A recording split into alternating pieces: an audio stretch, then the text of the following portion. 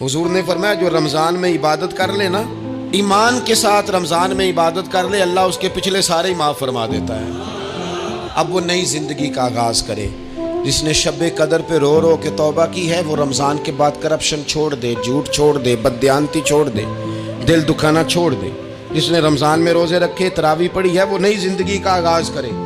खुदा की रहमत से गुनाह माफ़ हो गए, अब वो आगे बढ़े। नबी पाक अलैहिस्सलाम ने फरमाया जो अल्लाह के घर का हजकार आया वो इस तरह है जिस तरह आज माँ के पेट से पैदा हुआ है। अब नई जिंदगी का आगाज करे, अब वो अपनी आदत में तब्दीली लाए, अब वो बदल जाए। मैं किस दर्द से ये बात आपसे करूं कि 50 लाख मुसलमान हर साल हज करता है। अगर 25 लाख का किरदार भी ठीक हो जाए तो साल का 25 लाख बा किरदार मुसलमान अगर दुनिया को दिया जाए तो बताइए उम्मत मुस्लिमा का सर कितना ऊंचा होगा।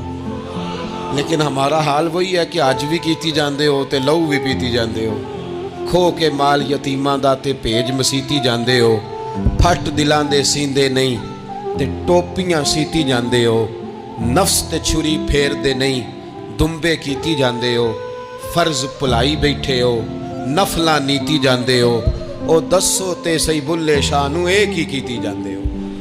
बात वही है कि काबे गए, मदीने गए, करबला गए, जैसे गए थे घूम फिर के वैसे ही आ गए। कुछ तब्दीलियां अपने मिजाज में लाएं, अपनी आदत में लाएं।